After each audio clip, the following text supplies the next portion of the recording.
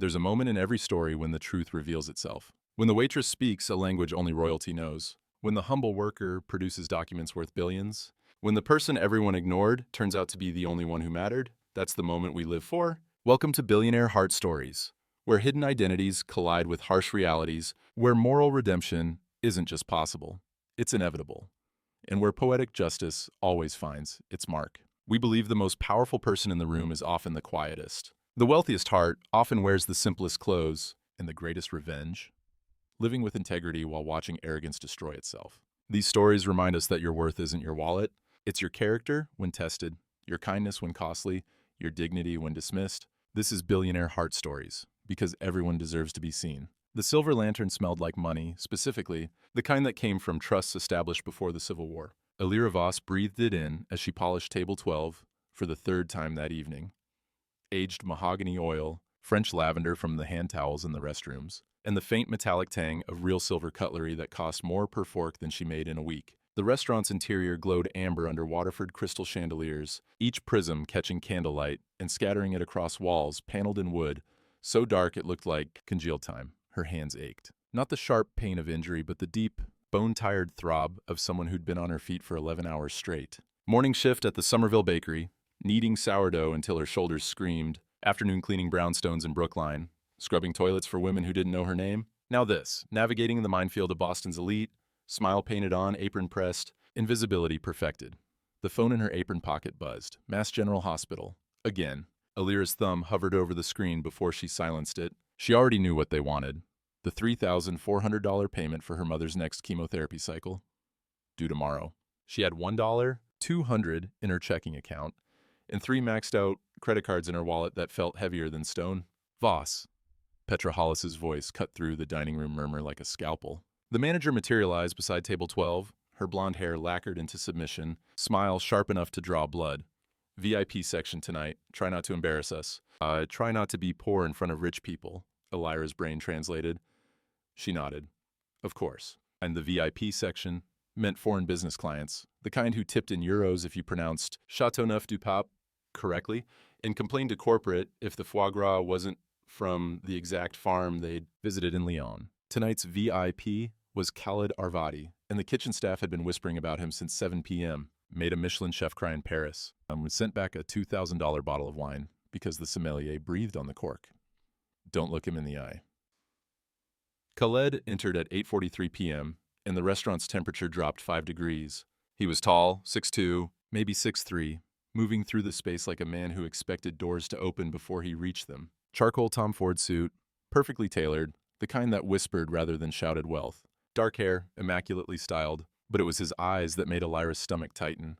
Deep brown, almost black, scanning the room, not with curiosity, but with the cold assessment of someone cataloging exits and calculating threats.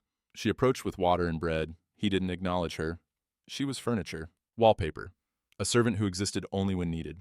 The evening spiraled at 9:17 p.m. Marcus, 22, first week on the job, still thought hard work mattered more than pedigree, carried an $800 Remy Martin Louis XIII cognac toward Khaled's table. His hands were steady until they weren't. A stumble, a gasp, amber liquid arcing through candlelit air in terrible slow motion. It hit Khaled's left shoulder, spreading across charcoal wool like blood across snow. The restaurant went silent. Even the kitchen noise died.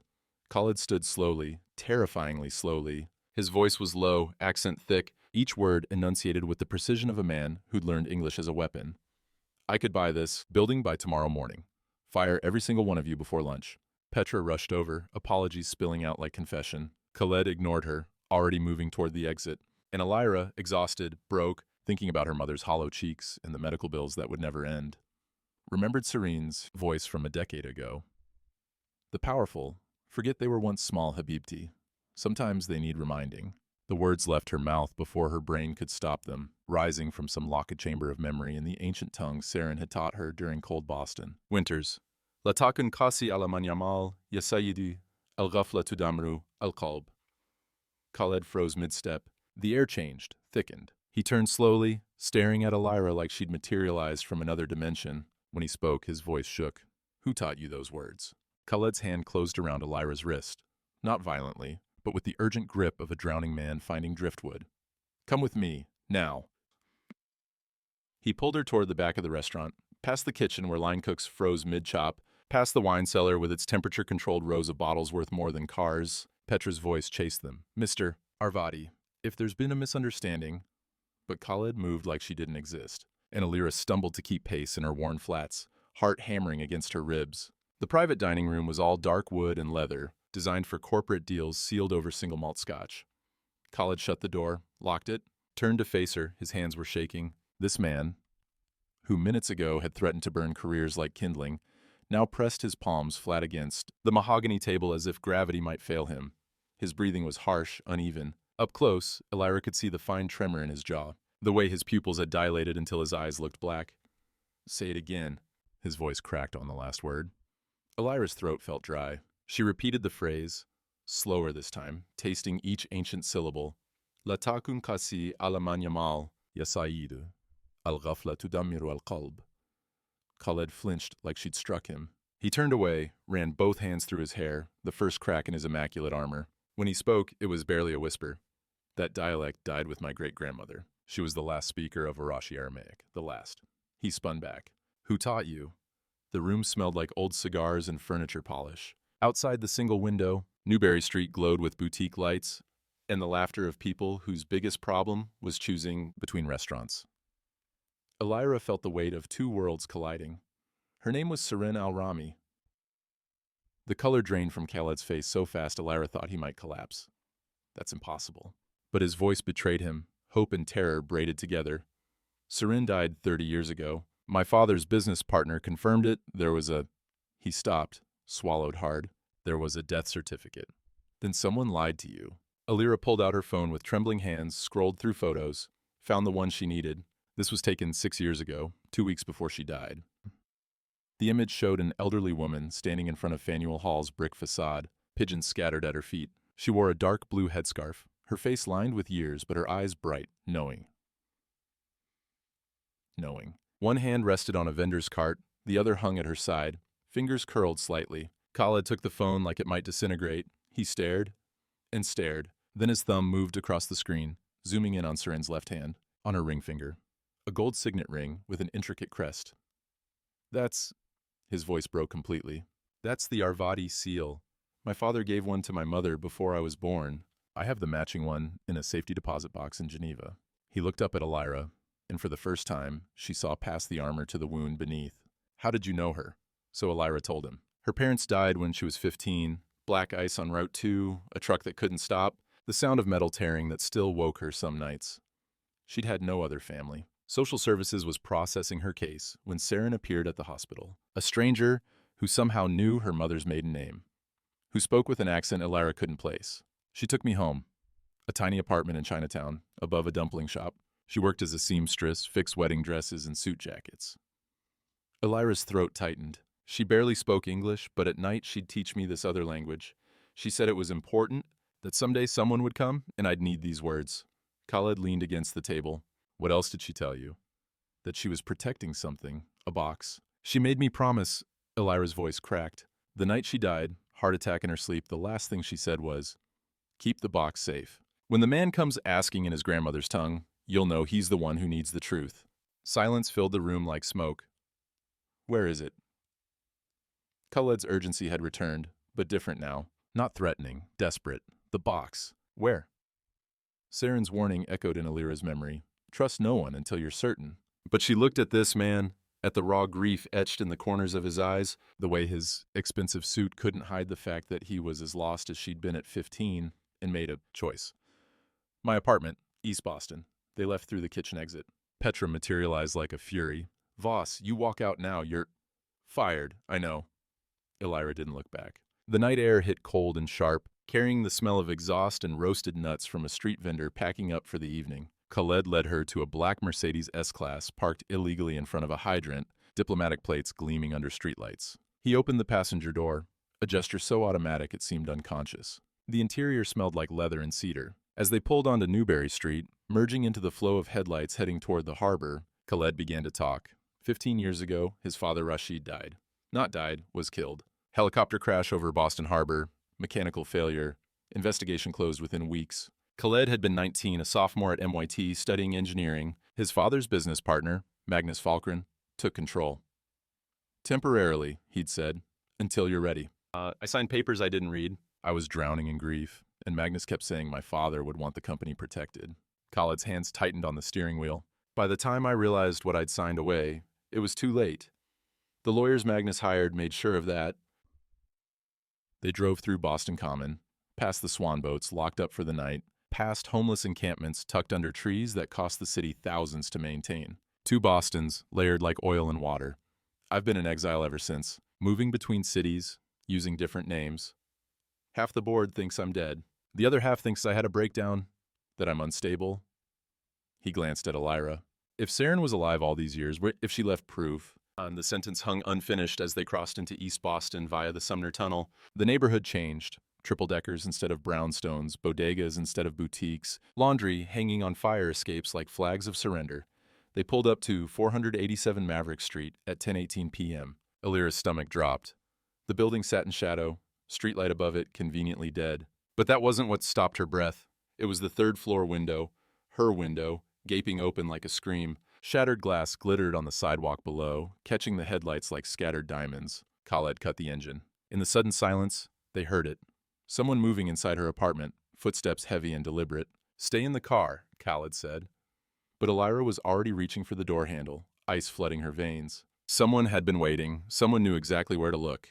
They took the stairs 3 at a time, Elira's flat slapping against concrete that smelled like decades of cooking oil and bleach. The stairwell's fluorescent lights flickered. One bulb dead, another dying, casting everything in sickly yellow-green. Khaled moved ahead of her, each step deliberate, controlled. He'd transformed again. No longer the grieving son, but something else. Something tactical. Her apartment door hung open, lock shattered. Splinters of cheap wood littered the hallway floor. Elira's breath caught. Not from exertion, from the wrongness of it. Her space, her sanctuary, violated. The studio apartment looked like a tornado had fed on rage. Her mattress lay gutted, foam innards spilling across the floor like organs. Every drawer hung open, contents dumped. Her mother's photo albums, the only physical memories she had left, were shredded, faces torn from bodies, smiles ripped in half. In the kitchenette, flour and sugar coated every surface, footprints tracked through the white powder. Someone had opened the refrigerator and left it that way, milk spoiling, the sour smell mixing with something else. Fear, maybe. Or malice. Elira stood frozen in the doorway. This wasn't robbery. Robbery had purpose, logic. This was a message written in destruction. You don't matter. Everything you love can be erased. Khaled moved through the wreckage with eerie calm, checking the bathroom, the single closet. Behind the refrigerator, someone had pulled 6 inches from the wall. "They're gone," he said quietly. "But they're still watching." He pointed upward, the smoke detector. Elira followed his gaze. The white plastic disc looked normal, until Khaled reached up and twisted it. It came away easily, revealing a lens no bigger than a pinhole. Red light blinking like a patient heartbeat. "Professional grade," Khaled said. "This isn't cheap surveillance. This is He stopped, calculated. "How long have you lived here?" 6 years? The number felt obscene. 6 years of showering, changing clothes, crying over bills, all while someone watched. Her skin crawled. She wanted to peel it off. "They've been watching since Serene died." Khaled's voice was flat. "They knew you had something. They just didn't know where." But Elira wasn't listening anymore. She was moving toward the corner where her ancient radiator sat, the kind that clanked and hissed but barely heated, the kind landlords in cheap East Boston apartments installed in 1972 and never replaced. Behind it, where the wall met the floor, there was a gap, just big enough. She knelt, reached into the space her fingers had memorized years ago, pulled out a black trash bag, the heavy-duty kind, wrapped and taped obsessively. Inside, Saren's cedarwood box, still intact, still safe. Khaled exhaled like he'd been holding his breath for 15 years. He reached for it, but Elira held it against her chest. Old habit. Serene's voice. Trust no one. Then she heard it. Footsteps, heavy boots on stairs, multiple sets, moving fast. Khaled's head snapped toward the door. "Out! Now!" He grabbed her wrist, pulled her toward the window. The fire escape, rusted, probably not up to code, the kind inspectors got bribed to ignore, clung to the building's exterior like old ivy. Khaled went first, testing the metal with his weight. It groaned, but held. Elira climbed out just as voices filled her apartment. Not yelling, worse, calm, professional. She was just here, the door still warm. They descended fast, too fast. Elira's foot slipped on the 3rd rung, and only Khaled's hand shooting back to steady her kept her from falling 2 stories onto the alley's broken concrete. The box pressed against her ribs, edges digging in. She didn't loosen her grip. They dropped into the alley. Khaled's Mercedes was blocked. A black SUV had parked directly behind it, boxing them in. Deliberate. Khaled pulled out his phone, spoke rapid fire in Aramaic. Then to Elira. My driver. 2 minutes. They ran. Past dumpsters overflowing with trash bags, past a chain-link fence bordering an empty lot, past the blue glow of a 24-hour laundromat, where an elderly woman watched them sprint by without expression. East Boston at midnight. People learn not to see things. A black SUV screeched around the corner, cut them off. 2 men stepped out. The shorter one smiled like they were old friends. Mr. Arvadi, Magnus sends his regards. The standoff lasted 7 seconds. 7 seconds of Elira's heart trying to claw through her ribcage, of Khaled's body shifting imperceptibly between her and the guns, of the shorter man's smile widening like he had all the time in the world. Then headlights exploded into the alley, high beams blinding, and a silver Audi R8 rocketed toward them, engine screaming like a wounded animal. The 2 men dove sideways. The Audi's passenger door swung open before the car even stopped. Get in, a woman's voice, accented, furious. Khaled shoved Elira into the back seat, her hips slamming against leather. He threw himself into the passenger seat. The door hadn't closed before the car launched forward, tires shrieking, the smell of burnt rubber flooding through the vents. The driver was a woman in her 40s, dark hair pulled back tight, wearing tactical black that looked like it cost more than Elira's rent. Her hands moved across the steering wheel with the precision of a surgeon. Every motion, economy and violence. Mira, Khaled said. Not a greeting, a statement of fact. You're late. Mira replied, in an accent Elira couldn't place. Middle Eastern, but sharpened by something else. Hebrew, maybe. I told you 10 p.m. extraction window. We were delayed. The Audi took a corner at 60, and Elira's stomach stayed behind at the intersection. In the side mirror, she saw the black SUV's headlights pierce the darkness, gaining. Mira spoke into a phone mounted on the dashboard. Rapid Hebrew.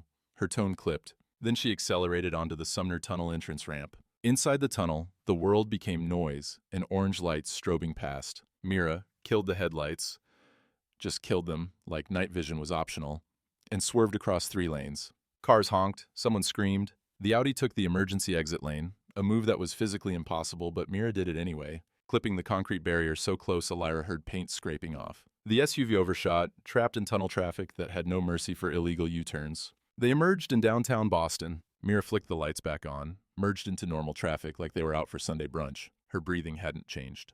Elira's was coming in gasps. Who the hell are you? Elira managed. Mira Osman, former Mossad, current babysitter. Mira's eyes found Elira in the rearview mirror. They were gray, cold, assessing. You're the waitress with the death wish. Khaled turned in his seat. You okay? Elira realized she was still clutching the cedarwood box hard enough that her fingernails had carved crescents into her palms. Define okay. Something almost like a smile crossed Khaled's face. Then it vanished. We need to open that box. Tonight. Mira took the I-90 West ramp, speedometer climbing past 90. The city fell away behind them. Glass towers replaced by suburbs, streetlights thinning, darkness pressing in from all sides. Elira watched Boston disappear through the rear window and wondered if she'd ever see it again. Her apartment was gone. Her job was gone. Her mother was alone at Mass General, with bills coming due and no one to answer the phone. My mother, Elira started. Already handled, Mira interrupted. I have a team at the hospital. She won't be touched. How did you... Because Magnus Falkren is predictable. He threatens families. Always. Mira's voice was flat. I've been tracking his security contractor for 3 weeks. The moment you accessed that box, I knew he'd make his move. The pieces clicked together in Elira's exhausted brain. You've been watching me. Protecting you. Mira's correction was sharp. There's a difference. As they exited at Weston, took back roads through neighborhoods where houses sat behind stone walls, and the closest thing to crime was someone's hedge growing 6 inches over the property line. At 67 Cliff Road, iron gates opened via retinal scan. The Audi purred up a gravel driveway lined with maples. The estate looked like old Boston money, trying very hard not to look like new money. Colonial architecture, white columns, black shutters, nothing flashy. Designed to blend in, designed to be forgotten. Inside smelled like furniture polish and disuse. Mira led them to a sitting room with a fireplace big enough to stand in. Offered tea, Elira was too shaky to drink. The cedarwood box sat on the coffee table between them like an unexploded bomb. 3 locks, Elira said, her voice sounding far away. Blood, fingerprint, voice. Khaled pulled a pin from a first aid kit Mira produced from somewhere. Pricked his thumb. 1 drop of blood on the first lock. Click. Elira pressed her thumb to the scanner, watched the red light turn green. Second click. Then she spoke the words Seren had made her memorize, syllables that tasted like grief and desperate hope. Barik Mara, Dinasir Lashara. The third lock released with a sound like an exhale. Inside the box, documents that would burn Magnus Falkren's empire to ash. And something else. Something that made Khaled's hands start shaking all over again. Mira led them to the basement through a door, hidden behind built-in bookshelves. The kind of detail that would have charmed Elira under different circumstances. Now it just felt ominous. The stairs descended into concrete and fluorescent light, into air that smelled like circuitry and climate control. At the bottom, a room that looked like it belonged in a spy thriller. No windows, triple-locked door, walls lined with servers humming their digital prayers. Faraday cage, Mira explained, reading Elira's expression. Electromagnetic shielding. Anything we access here can't be tracked externally. She gestured to a steel table. Show me what we're working with. Khaled spread the box's contents across the cold metal surface with hands that had finally stopped shaking. 4 items that promised to rewrite 15 years of lies.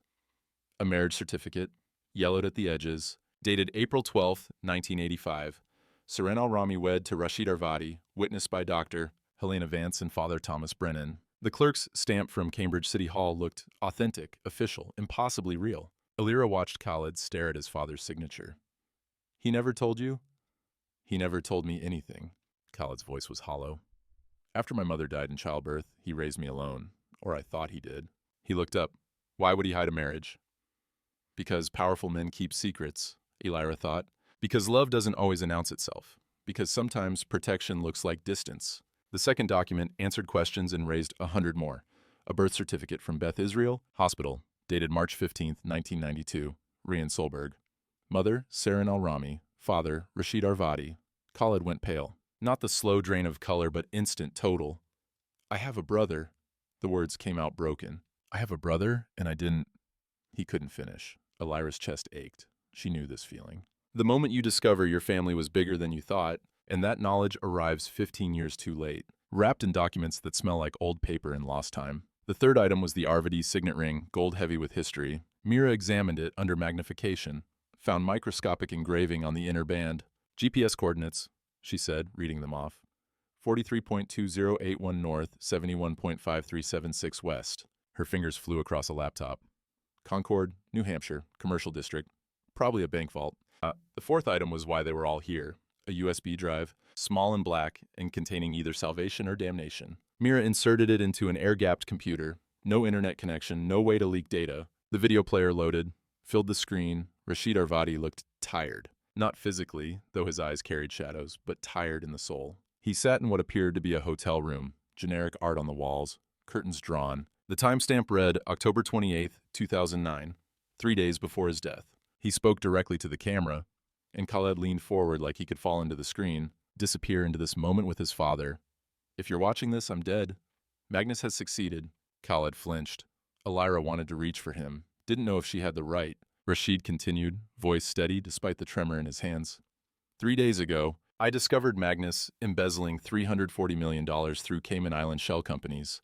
When I confronted him, he didn't deny it. He smiled. He said that you aristocrats think the world owes you everything. But I built myself from nothing, and I'll burn your empire down before I let you take credit for my work. The screen flickered. Rashid leaned closer, urgent now. I reported him to the board. They didn't believe me. Magnus has made himself indispensable, so I'm leaving, taking Seren and Ryan into hiding until I can gather prosecution evidence. But I know Magnus. He won't let me leave alive. Khaled's face was wet. He didn't bother wiping the tears. The evidence is in Vault 447, Concord Savings Bank. Seren has the key. My sons, Khaled and Ryan, are dual heirs. The bylaws require both to approve any ownership transfer. Magnus can't take the company unless both are dead. Rashid's voice cracked. Khaled, if you're watching this, protect your brother. I loved you both equally. I'm sorry, The video ended. Every screen in the room flashed red. Mira cursed in Hebrew. The USB was tagged with a GPS tracker. They know we opened it. Outside, through 6 feet of concrete and steel, they heard it. Engines roaring up the gravel driveway. Multiple vehicles, coming fast. Mira moved like crisis was muscle memory. She dropped to the floor, yanked a panel loose beneath the server rack, pulled out a black duffel bag. Inside, 3 passports, different names, different countries. Banded stacks of cash that smelled like ink and urgency. 2 Glock 19s, and 4 burner phones still in plastic packaging. Wine cellar, she said, tossing Khaled one of the guns. He caught it, checked the magazine, with movements too practiced to be recent. Tunnel exit leads north through the woods, half-mile, service road, black Honda Civic. Key under the rear bumper. The power died. Emergency lights kicked in, red LEDs that turned everything into a crime scene. From upstairs, shattering glass, not one window, multiple, coordinated entry, heavy boots on hardwood floors, radio static, professional voices using tactical call signs. Mira handed Elira a flashlight. Stay between us, don't stop, don't look back.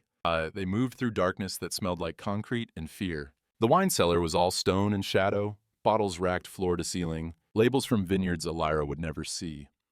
Behind the last rack, Mira pressed something. A section of wall swung inward on oiled hinges. The tunnel was narrow, maybe 3 feet across, carved through earth and lined with old brick. Cold air rushed out, tasting like mineral and decay.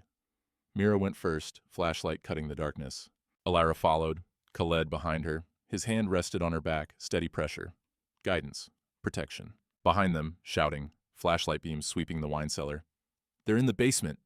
They crawled. The tunnel floor was dirt-packed hard by decades, rough against Elira's palms. Her waitress uniform snagged on expud brick. She could hear Khaled's breathing close behind her, controlled despite everything. Could feel his presence like heat. The tunnel seemed endless. Elira's world narrowed to breathe, crawl forward. Don't think about the earth pressing down from above. Don't think about what happens if they're trapped. Don't fresh air. The smell of pine and wet leaves. The exit was a metal hatch hidden under forest debris. Mira opened it slowly, weapon raised. Pre-dawn darkness greeted them. Not true night anymore, but not yet day. That liminal space where the world holds its breath. They emerged into thick New England woods. Birch trees, ghostly white in the gloom. Underbrush wet with dew that soaked through Elira's flats in seconds. Then, flashlights, sweeping through the trees like searchlights hunting bombers. Dogs barking. Men's voices coordinating over radios. Mira cursed softly. They knew about the tunnel. She pulled the second Glock, checked both weapons, looked at Khaled. I draw them west. You go north. Don't stop until you hit the service road. This isn't a discussion. She pressed a card into Khaled's hand. Coordinates written in her precise handwriting. Portsmouth Safe House. Don't contact me for 48 hours. Before Khaled could argue, Mira fired 3 shots into the air, deafening cracks that split the dawn, and sprinted west, screaming in Arabic, branches snapping under her boots. The flashlights converged on the sound. Dogs bayed. The entire team pivoted, chasing. Khaled grabbed Elira's hand. Run! They crashed through underbrush, Elira's useless flats slipping on wet leaves. She fell once, twice, and each time Khaled hauled her up his grip iron, her lungs burned. Branches whipped her face. Behind them, gunshots. Mira's voice taunting, drawing them farther away. The service road appeared like a miracle. Cracked asphalt cutting through forest. The Honda Civic sat under camouflage of branches and ferns.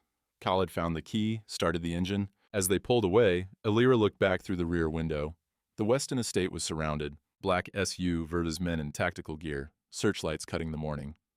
Mira, Elira whispered. Khaled's knuckles were white on the steering wheel. She survived worse. But his voice betrayed him. They drove north on back roads, silence thick between them. At the New Hampshire border, Khaled's phone buzzed. Unknown number, he answered on speaker. Magnus's voice slithered through. Khaled, we need to discuss the company's future. Come to Boston by noon, or every law enforcement agency in New England learns you're a fugitive. Oh, and bring the girl. I'd hate for anything to happen to her mother at Mass General. The line went dead. Elira's world tilted. My mother. Khaled pulled into a rest stop outside Salem, New Hampshire. One of those anonymous highway oases that smelled like diesel and reheated coffee, where fluorescent lights hummed their lonely frequency above. Vending machines and bathrooms that never felt clean. He killed the engine. In the sudden silence, Elira's breathing sounded too fast, too shallow. My mother has stage 3 breast cancer. The words tumbled out, sharp-edged with panic. If Magnus controls where she is, he can cut her treatment, switch her medications, make it look natural. Khaled turned in his seat, gripped her shoulders. His hands were warm, solid, real. Listen to me. Magnus is bluffing. He can't touch a patient at Mass General without leaving a trail. He's trying to scare you into giving up. But Elira was already dialing with shaking hands. The night nurse at Mass General answered on the 3rd ring. Oncology wing, this is Sarah. My mother, Elira Voss, room 412. I need to know she's okay. Oh, honey. The nurse's voice carried that particular gentleness reserved for delivering bad news. Your mother was transferred early this morning, around 4 a.m. A charitable foundation offered to cover all her treatment costs. Full ride, no questions asked. They sent a private ambulance. Here, I have the address. Elira's hand trembled so hard she nearly dropped the phone. She wrote down the address on a napkin from the glove box. Her handwriting looked drunk, letters bleeding into each other. Khaled took the napkin, pulled out his own phone, 3 taps, and he had it. A medical clinic in Quincy, owned by a subsidiary of a shell company, ultimately controlled by Magnus Falkren. He has her, Elira's voice cracked. I have to go back.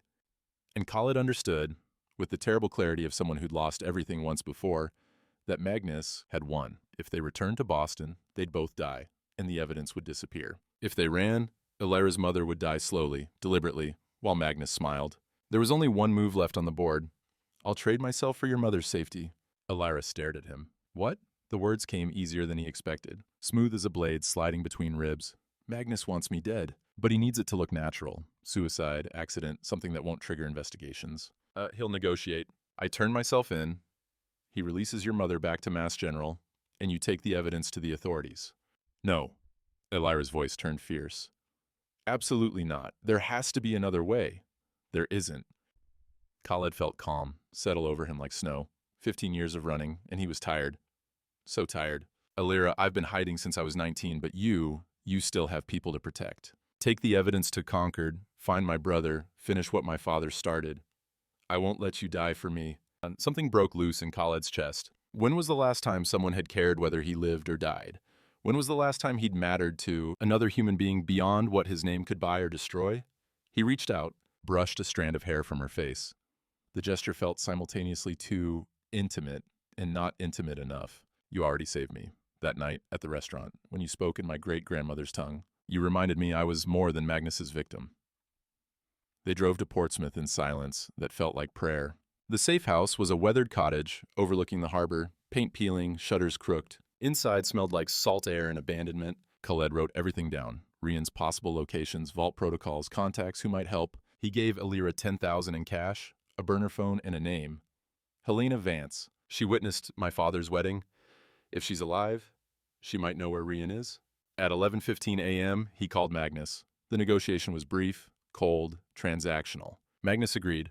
Elira Voss returned to Mass General by 2 p.m., full treatment resumed, no interference. In exchange, Khaled Arvadi surrenders at Arvadi Global Headquarters by 5 p.m., alone, unarmed. And the girl? Magnus asked, voice oily with triumph. Gone. I destroyed the evidence. Khaled hung up, turned to find Elira crying, trying desperately not to. He crossed the small room, cupped her face with both hands, wiped away tears with his thumbs. You're braver than you know. Promise me you'll survive this. Her voice broke. Promise me you'll come back. Khaled smiled, sad, genuine, the first real smile in 15 years. I promise. It was the kindest lie he'd ever told. At 11:40 a.m., he got in the Honda Civic. Elira stood on the porch, backlit by weak November sun, and watched until the car disappeared around the bend.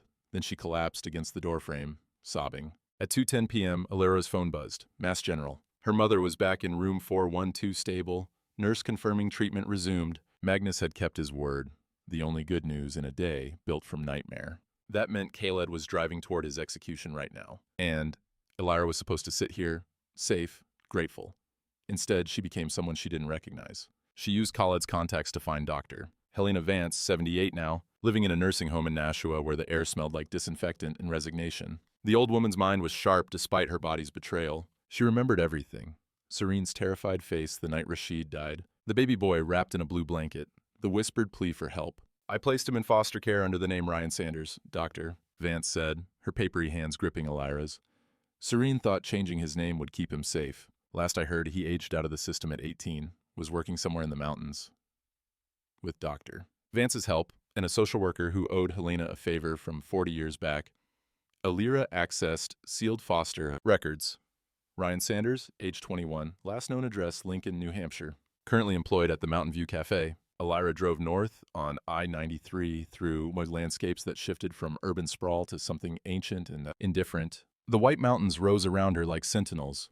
Granite peaks touched with early snow, forests of white birch that glowed ghostly in the late afternoon light. She passed through Franconia Notch, where the highway narrowed between mountain walls, past the exit for the old Flume Gorge, descended into Lincoln, as dusk painted the sky purple and orange. Lincoln was small, tourists small, The kind of town that existed for people passing through to somewhere more interesting. Main Street had a pizza place, a motel advertising HBO and free breakfast, a gas station where hunters in blaze orange bought coffee, and the Mountain View Cafe, a roadside diner with neon signs buzzing in the window and truckers nursing black coffee at the counter. Behind that counter, a young man with Rashid's eyes.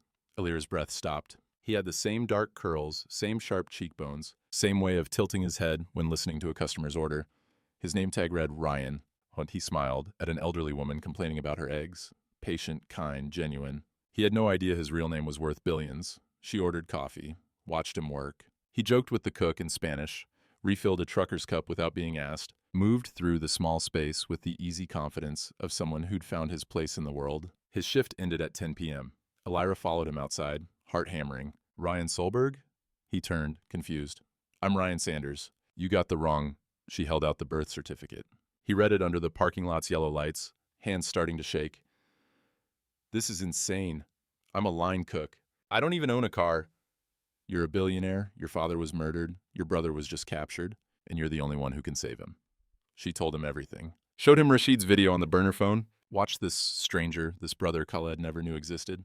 Watch a father he'd never met speak directly to him. Rian, if you're watching this, know I loved you. Protect your brother. When the video ended, Rian's face was wet. When do we leave? Now. They drove through the night toward Concord, the Honda's headlights cutting through darkness. At dawn, they stood outside Concord Savings Bank, the vault key cold in Elira's palm. Ryan asked the question that had been haunting her for 20 hours. Are we saving the company or saving Khaled? Elira looked at this young man who'd just discovered his entire life was a lie, who was choosing to step into danger anyway. Both.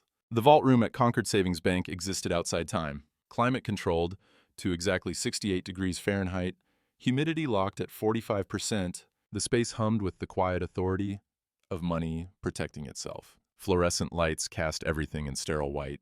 No windows, one entrance. Steel walls thick enough to survive nuclear war. Mr. Albright, the bank manager, was 60-something and meticulous, the kind of man who probably ironed his socks. He required 3 forms of identification from Ryan: the physical vault key, and this was the part that made Elira's stomach clench, a blood sample to verify Arvadi lineage. Bank policy for accounts over 10 million, Albright explained, apologetic but immovable. The original depositor specified genetic verification. Rian's hand shook as the nurse pricked his finger. 1 drop of blood on a glass slide. Into a portable DNA analyzer that looked like it belonged on a spaceship. 5 minutes that felt like 5 hours. The machine beeped. Green light. 99. 7% matched to Khaled Arvadi's reference sample. The nurse read from the screen. Access granted. But Vault 447 was smaller than Elira expected. Maybe 6 feet by 4 feet, shelves lining 3 walls. But the contents, accordion folders packed tight with 15 years of meticulously gathered evidence. Elira pulled them out with trembling hands, spreading them across the examination table. Offshore account statements showing $340 million siphoned through Cayman Island shells, transactions coded but traceable. Email printouts between Magnus and Rashid, the digital paper trail of a friendship curdling into murder. The last email, dated October 30th, 2009, 2 days before the crash, was a single line from Magnus. You'll regret threatening me. But the smoking gun, the thing that would end Magnus Falkren, was a manila envelope marked Forensic Report, Confidential.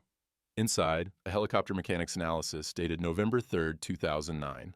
Professional letterhead from an independent aviation firm. Photographs of the wreckage, specific components highlighted, the fuel line, the C4 residue, the remote detonation mechanism. At the bottom, typed in clean courier font, sabotage confirmed. Device consistent with military-grade explosive. Installation required expert knowledge and access to secured aircraft. Commissioned by M.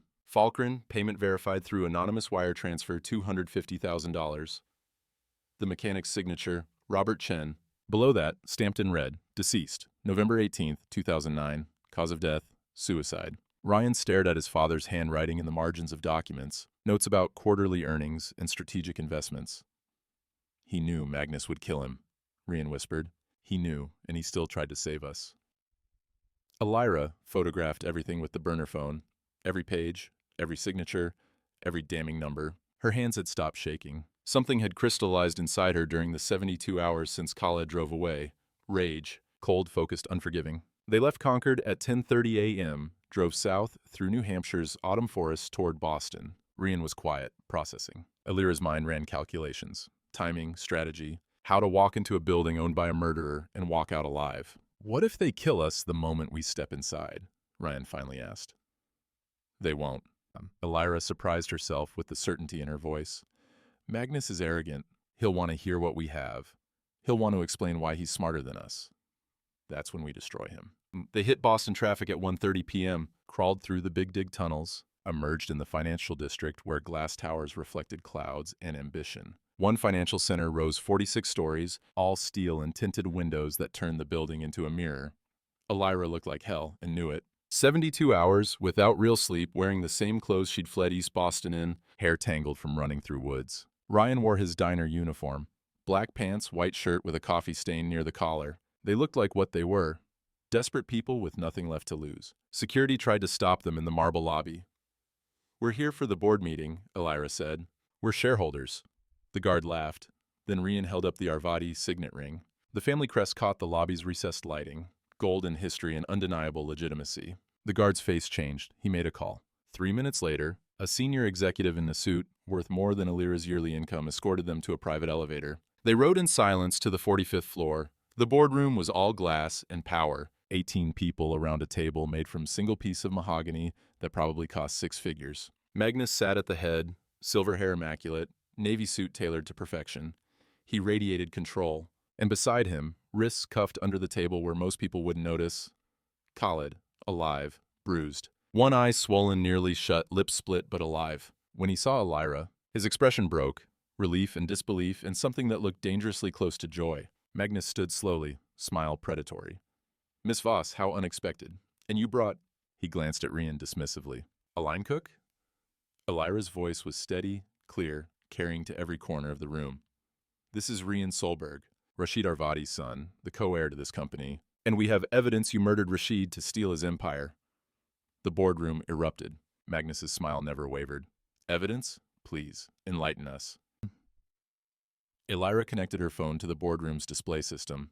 The massive screen flickered to life. Rashid Arvadi's face filled the wall, and the dead began to speak. Rashid's voice filled the boardroom with the authority of the grave. When the video ended, when his final words, "I loved you both equally," dissolved into silence, no one moved. 18 board members sat frozen, the weight of truth pressing down like atmospheric pressure before a storm. Then chaos, questions erupting. Patricia Monroe, the head counsel, a woman in her 60s with steel gray hair and sharper eyes, stood slowly. "Mr. Falkren, respond." Magnus remained seated, fingers steepled, that infuriating smile still playing at his lips. A video from 15 years ago proves nothing. Rashid was mentally unstable toward the end, paranoid. Everyone at this table knows he was seeing therapists. Then explain the forensic report. Elira's voice cut through like a scalpel. She displayed the helicopter mechanics analysis on the screen. Close-up photographs of C4 residue, the payment trail Robert Chin's signature, the red stamp deceased. "Explain the offshore accounts," Elira continued, swiping through bank statements. "Explain $340 million siphoned through shell companies you personally control. Explain why you threatened my mother, a civilian cancer patient, to keep us quiet." Whoa. Magnus's lawyer, a thin man, who looked like he subsisted on billable hours and contempt, stood abruptly. "All circumstantial. We'll fight this in court for decades. Your clients have no legal standing?" "I have standing." Ryan's voice was quiet, but carried the weight of birthright. He placed the birth certificate on the mahogany table. "I'm Rashid Arvadi's biological son. DNA verified 90 minutes ago at Concord Savings Bank. Under the corporate bylaws, which I've read, dual heirs must approve any transfer of ownership. Both heirs. My brother and me." He looked at Khaled. Two men who'd never met, separated by lies and time, connected by blood and loss. "I vote to remove Magnus Falkren as CEO, effective immediately." Khaled's voice was hoarse, damaged, but certain. "I second the motion." Patricia Monroe's expression shifted. Not surprise, she was too practiced for that, but something like vindication. If dual heirs exist, Magnus's appointment was contingent on no surviving heirs. With both present and voting, his authority is void. She looked at Magnus with barely concealed disgust. "Security, escort Mr. Falkren from the building. I'm calling the FBI." Me, for the first time, Magnus's composure cracked. He stood, and Elira saw it. The fear beneath the arrogance, the boy who'd clawed his way out of poverty and couldn't survive falling back. "You ungrateful," he looked at Khaled. "I built this company. I saved it from your father's incompetence." "You murdered my father." Khaled's voice was ice over fury. And you'll spend the rest of your life in prison. At security, two men built like refrigerators flanked Magnus. As they led him toward the door, he locked eyes with Elira. You think you've won? You're still a waitress. You'll always be... Khaled cut him off. She's the woman who saved my family. Show some respect. The door closed. Magnus Falkren disappeared into consequence. Epilogue. 6 months later, the restaurant's name was carved in reclaimed wood above the door, Saren's Hearth, South End, Boston, a neighborhood where old brick buildings housed new dreams. The November evening carried the smell of wood smoke and possibility. Inside, the space glowed warm. Edison bulbs hanging from exposed beams, tables made from salvaged barnwood, each one different, each one carrying history. The walls displayed photographs. Seren in her headscarf smiling at Faneuil Hall. Rashid and young Khaled at MIT graduation. Elira and her parents before the accident. Family, defined not by blood alone but by love that persisted. The open kitchen let diners watch magic happen. Elira moved through it like a conductor, orchestrating fire and flavor. Her hands, once raw from cheap dish soap at the Silver Lantern, now commanded copper pots and heritage cast iron. She'd enrolled at culinary school, but her real education came from Serene's recipes, reconstructed from memory and love. Opening night was packed. Ryan worked the front of house, charming guests with the easy warmth he'd perfected at that mountain diner. He was enrolled at Boston University now, studying business, but insisted on shifts here. I didn't survive 21 years in the system to forget where I came from, he'd told Elira. Besides, someone needs to make sure you don't burn the bread. Khaled had stepped down as CEO, appointing Patricia Monroe in his place. He kept a board seat, insurance against future Magnus Falkrens, but his real work now was community investment, programs for foster kids, immigrant support services, victims of corporate crime. He'd established the Khaled Arvadi Foundation with one mandate: protect those the powerful overlook. Tonight, he wasn't the billionaire. He was the man in the corner booth, watching Elira work, waiting. When she finally stepped out of the kitchen, apron dusted with flour, hair escaping its bun, face flushed from heat and triumph, he was there, holding a small bouquet of wildflowers. Not roses, not orchids, the kind that grew wild in New England forests, stubborn and beautiful. I don't need an empire, he said. I just need you to stay. Elira placed her hand over his chest, felt his heartbeat, fast, alive because of her. I'm already here, Khaled.